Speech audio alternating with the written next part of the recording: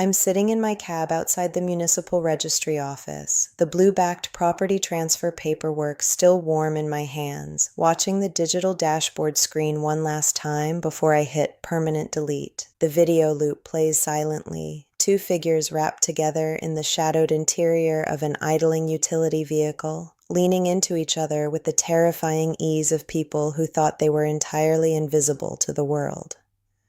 My thumb hovers directly over the trash icon, but I can't bring myself to tap it yet. Not until I lay out the mechanics of what happened. Not until I explain how a man whose entire existence was calculated down to the millimeter, a senior architectural drafter who spent decades making sure every load-bearing wall could handle a seismic shift, decided to take a sledgehammer to his own life and watch it come down in a controlled collapse. 3 months ago, I would have sworn on my grandfather's surveying transit that Sarah and I were built out of grade A materials. 14 years together, 10 legally bound under a roof we framed and finished ourselves in the rolling hills outside the county line. I mapped out the structural blueprints for commercial complexes and civic centers. Sarah managed high-yield accounts for an industrial logistics firm down on 4th Street. To the outside world, we were the anchor couple, the ones everyone called when they needed someone reliable, steady, and predictable. The shifts didn't start with a bang, they started with microscopic hairline fractures in the concrete. The first warning was an unfamiliar scent clinging to her wool jacket when she came home past 8, something sharp, citrus heavy, and imported that she'd never bought for herself in all the years I'd known her. The regional directors sent a holiday care package to all the senior account managers, she'd said smoothly, angling her shoulder away when I went in for our usual greeting at the kitchen island. I didn't think much of it at the time. Sarah had never been one to care about corporate luxury giveaways, but people change departments, priorities shift, offices get louder. Then the phone habits hardened. For a decade, our devices lived wherever we dropped them, thrown onto the kitchen counter, forgotten on the coffee table, buried under mail by the entryway. Suddenly, her phone became a tactical asset. It lived face down, always within arm's reach, vibrating against wood surfaces, with silent urgency. When notifications flashed while we sat across from each other eating dinner, her hand would dart out with twitchy precision, angling the screen away from my line of sight like she was handling classified municipal documents. When I asked who was keeping her tied to a screen past 9 at night, the answer was always packaged neatly. "Just corporate logistics oversight," she'd reply without looking up. "Marcus needs the quarterly supply chain projections audited before the morning briefing." Marcus Vance, her division director, a man who had sat at our backyard barbecue 6 months prior, raising a glass of amber bourbon to toast our 10th anniversary, while his own wife, Evelyn, sat quietly on the patio furniture, her fingers tracing the rim of her water glass, with a stillness that felt less like peace and more like insulation. I remember looking at Evelyn that evening and wondering why her eyes stayed so distant while her husband delivered a polished speech about loyalty and teamwork. Now, standing here with these papers in my hand, I realize Evelyn had already mapped out every crack in her own foundation long before I even bought my first level. The late-night office emergencies turned into a recurring structural pattern through late spring. "Urgent inventory reconciliation at the distribution hub," Sarah would announce, zipping her leather folio at 8:30 p.m. "Don't stay up waiting for me." When she walked back through the front door close to midnight, she didn't smell like corporate office air or cafeteria coffee. She smelled neutralized, scrubbed down, rushed, carrying the faint antiseptic tang of high-end hotel hand soap that didn't match the brand we kept by our own sinks. 2 weeks before the collapse, I found a dry cleaning ticket wedged between the console and passenger seat of her sedan for a specialty boutique downtown, an establishment that specialized in silk undergarments and bespoke evening wear. The charge was $240. When I brought it up casually while we drank coffee on the porch, her laugh came a half beat too fast. "Client appreciation raffle prize," she said, her voice steady and practiced. "We had a charity auction at the country club. You know how those corporate gift baskets work. Except our firm hadn't attended a country club charity auction in 3 years, and the ticket date was from the previous Tuesday afternoon when she was supposed to be touring a warehouse site across town. In drafting and drafting review, you learn early on to spot the subtle signs of impending failure long before the ceiling starts sagging. A door that won't quite latch flush into the frame, a hairline crack cutting diagonally across a drywall seam, a faint, rhythmic vibration in a floor joist that tells you the load isn't distributing evenly. You don't ignore those signals. If you ignore them, the whole structure eventually compromises itself, bringing down everything you worked years to erect.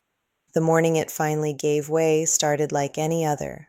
The sun was coming up clear over the valley, casting long, sharp shadows across our cedar deck. Sarah stood by the kitchen counter, loading the dishwasher with mechanical efficiency, her voice carrying that rehearsed, upbeat quality I'd learned to catalog over the past few months. "I'm meeting corporate auditors for lunch downtown today," she announced, smoothing down the front of her charcoal blazer. "Then head office wants a few of us to stay late for the regional wrap-up. You won't wait up for dinner, right?"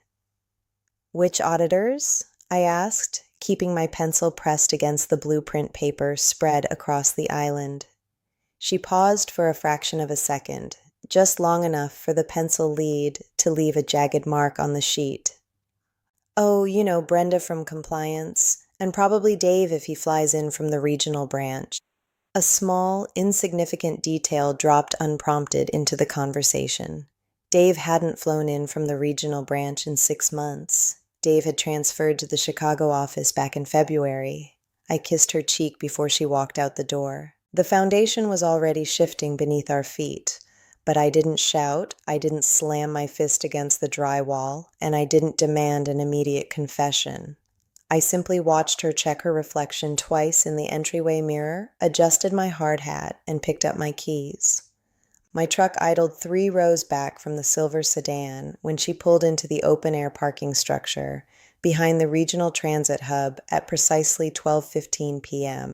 I hadn't planned on following her. I told myself I was driving out to inspect the new rebar delivery at the 5th Street site, but my chest felt tight, constricted by the kind of heavy, suffocating pressure you feel right before a crane cable snaps under too much weight. 30 years of dealing with dead loads and tension forces had trained me to trust that physical warning in my gut. She didn't park near the primary elevators where Brenda and the administrative staff left their vehicles. She drove all the way up to the 3rd tier, the open-air level where commuters left cars for multi-day trips, leaving whole rows empty on a Friday afternoon. My tires crunched softly on scattered grit as I parked my pickup behind a thick concrete support pillar. 50 yards away, Sarah's sedan slipped into a slot near the far corner. She sat inside for nearly a full minute, her face illuminated by the vanity mirror as she reapplied lipstick with the cold precision of a surgeon prepping for an incision. Then a dark gray utility crossover, the exact model Marcus Vance drove as part of his corporate vehicle package, pulled out from an obscure row near the stairwell and slid directly into the space beside her. I didn't reach for a wrench. My hands stayed steady on the steering wheel, the leather grip cool against my palms. I reached into my pocket, pulled out my phone, and hit record. When Marcus stepped out of the crossover, his wedding ring caught the midday glare, flashing silver against his knuckle. He walked around the hood with long, relaxed strides, his suit jacket unbuttoned. Sarah stepped out of her sedan to meet him. The transformation was instantaneous and sickening to watch. Her posture, the stiff, guarded stance she'd carried around the house for months, melted away. She stepped into his arms with a liquid, familiar grace, tilting her face up to catch his mouth with a hunger I hadn't seen directed at me since the first year we bought our land. "Marcus, we shouldn't have parked so close to the main lane," her voice carried clearly across the empty concrete floor, amplified by the hollow acoustics of the structure. "Relax." His laugh was low, lazy, and completely unconcerned. "Evelyn thinks I'm at the regional board luncheon across town. Brenda covered for you at the office." "You're terrible," Sarah murmured, her fingers tangling in the lapel of his jacket. "You love it," he replied, pulling her tighter against him. I didn't yell, I didn't storm across the asphalt, swinging a length of iron pipe. I kept the camera rolling, capturing 30 solid seconds of undeniable, unedited proof, the wedding rings catching the light, the casual familiarity of their movements, the exact architecture of a betrayal built brick by brick behind my back. When Marcus reached for the passenger door of his crossover to pull her toward the rear compartment, I lowered the phone, slipped it back into my pocket, and stepped out of my truck. My work boots made almost no sound on the dusty concrete, decades of moving quietly around active construction sites, where falling debris meant the difference between walking away and being carried out had taught me how to walk like a ghost. I didn't say a word as I reached the side of the crossover. I simply caught Marcus by the expensive silk tie he wore and yanked him backward out of the doorway with enough force to send him stumbling hard against the side panel of his own vehicle. "What the hell?" he started, his eyes widening in sudden primal panic as he lost his footing and hit the ground on one knee. Before he could push himself back up, my right hand caught him cleanly across the jaw, not out of blind rage, but with the controlled, concentrated torque of a man who spent his life driving pilings into bedrock. The sound of knuckles hitting bone echoed off the concrete pillars like a pistol shot in an empty tunnel. "Daniel." Sarah's scream was shrill, piercing the hollow air of the garage as she scrambled backward out of the vehicle, her hair falling out of its neat corporate twist, her makeup smudged at the edges. "Daniel, stop. It's not what you think." I looked down at Marcus, who was pressing a hand against his bleeding lip, staring up at me with wide, terrified eyes. Then I looked at Sarah, really looked at her, and realized the woman standing in front of me was nothing more than a stranger wearing my wife's face. "Save the script, Sarah." My voice was flat, devoid of any shouting or theatrical anger. It sounded like someone reading safety regulations off a clipboard. "The load-bearing walls have all collapsed. There's nothing left to save." "Please, we can talk about this," Marcus wheezed, wiping blood from his chin with the back of a pristine cuff. "You can talk to your corporate board on Monday," I said, turning my back on both of them without another glance. Security guards in high-visibility vests were already rounding the corner of the ramp near the second-floor stairwell, drawn by the sound of the scuffle echoing through the structure.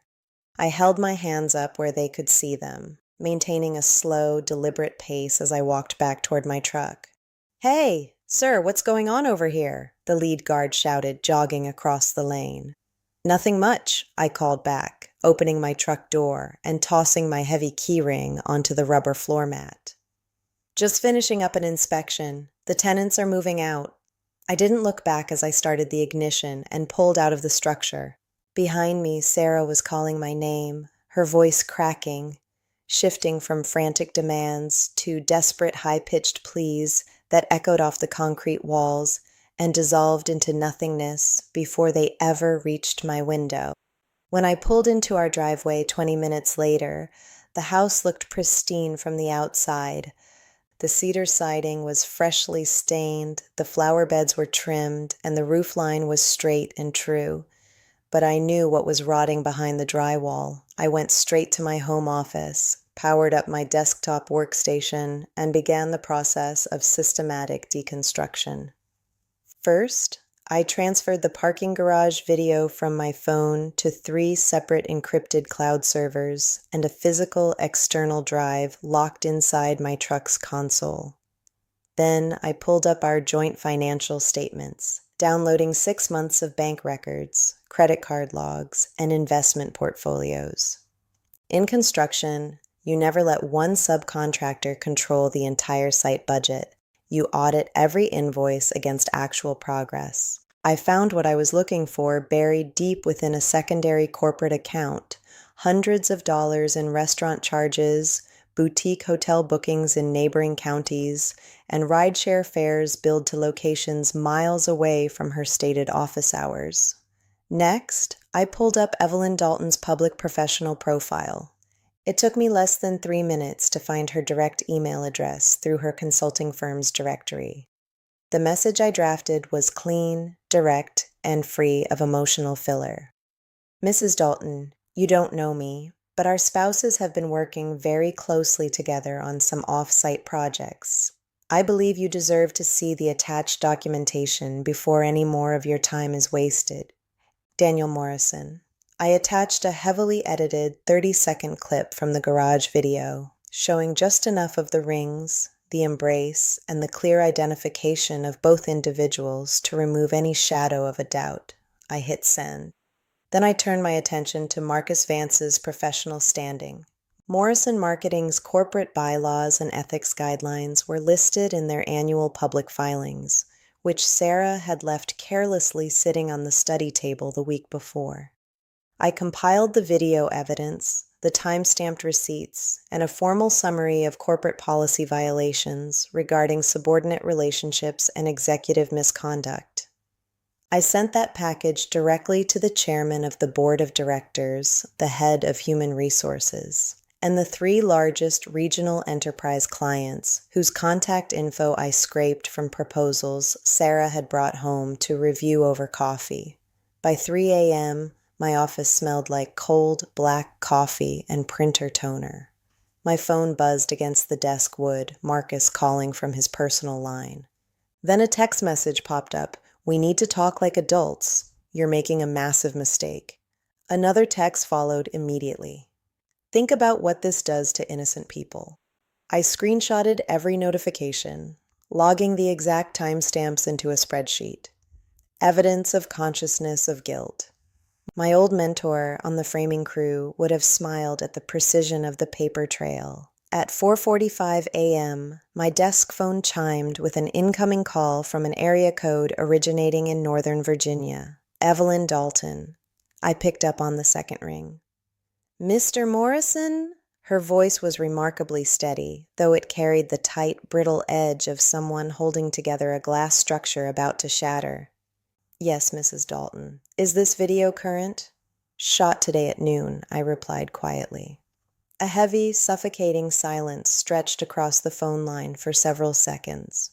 When she spoke again, all the hesitation was gone, replaced by the cold, surgical precision of someone who had been waiting for the other shoe to drop for years. He's still asleep in the guest room, she said, her tone almost conversational. He thinks I'm asleep upstairs. Thank you, Mr. Morrison. You saved me a lot of guesswork.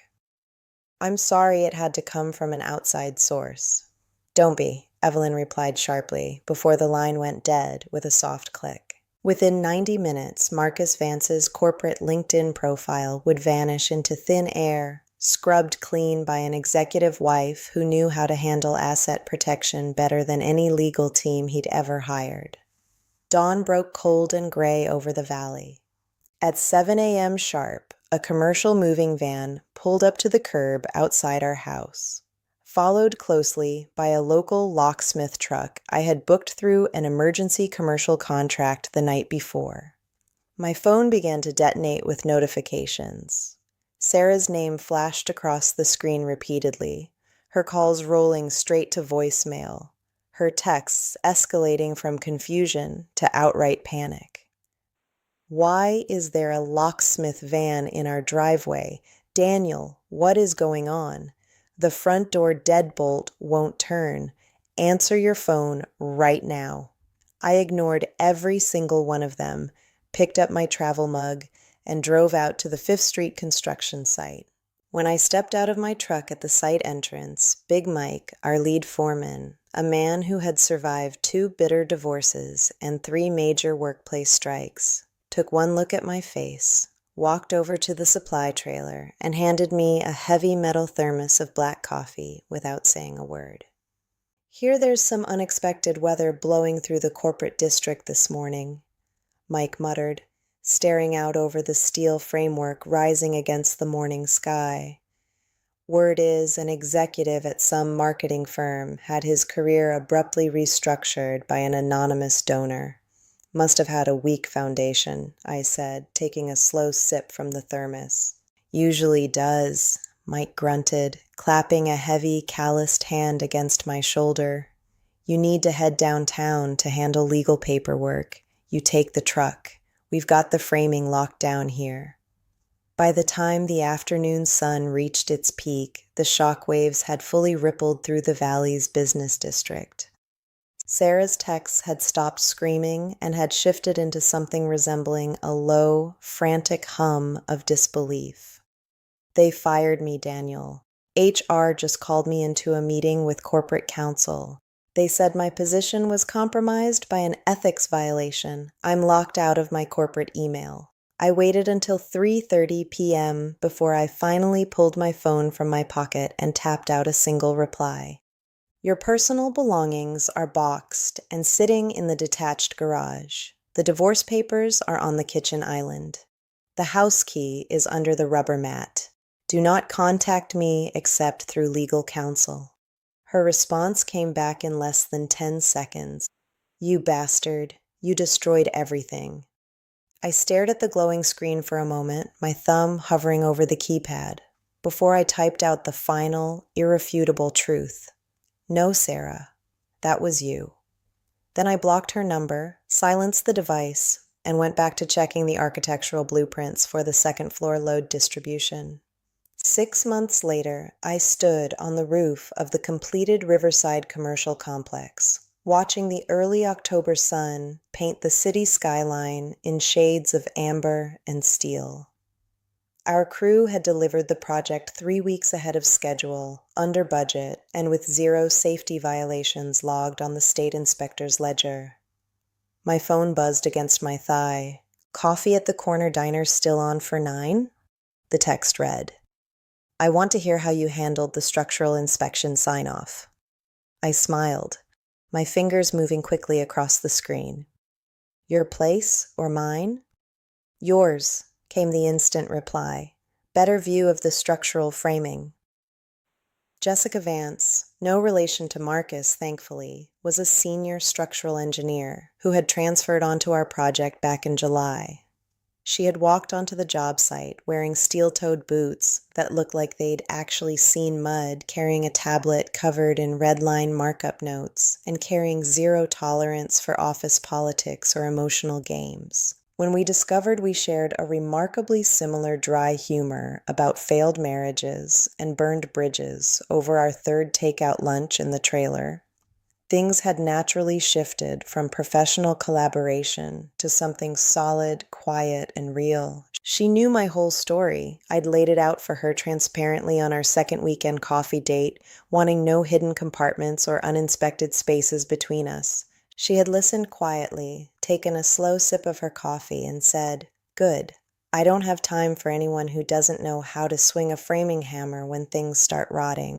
Down on the street level, the city traffic was moving in its steady, predictable rhythm.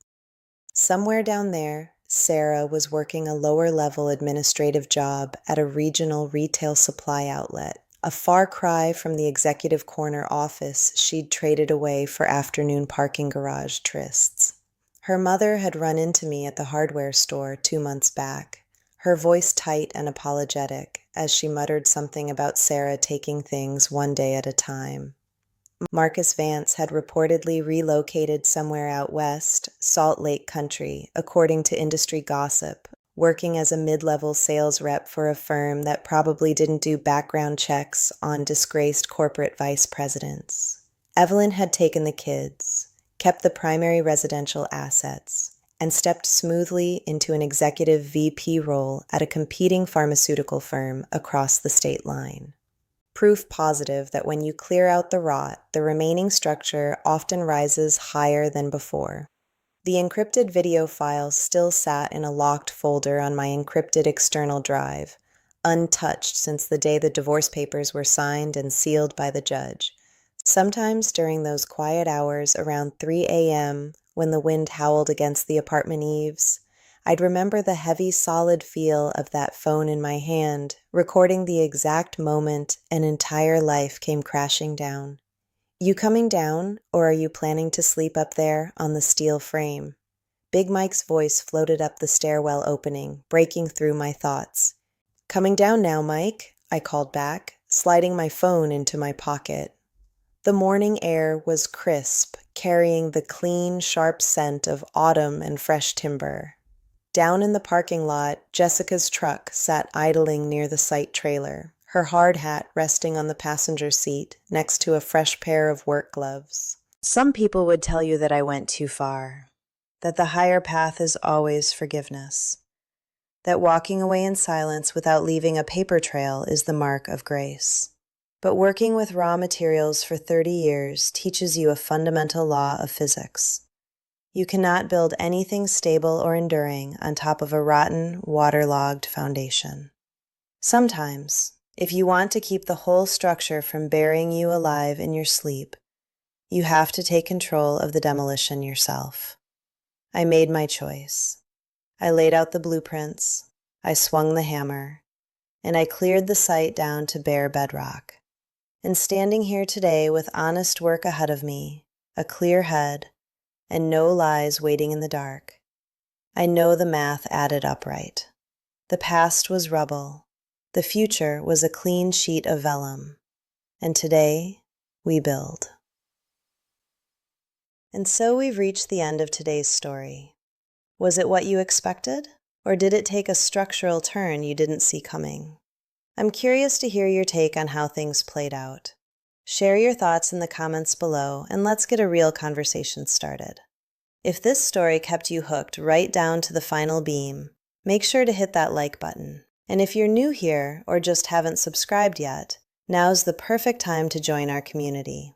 Quiet men build things that last. If you've ever had to walk away in silence to rebuild your life, welcome to the Quiet Files.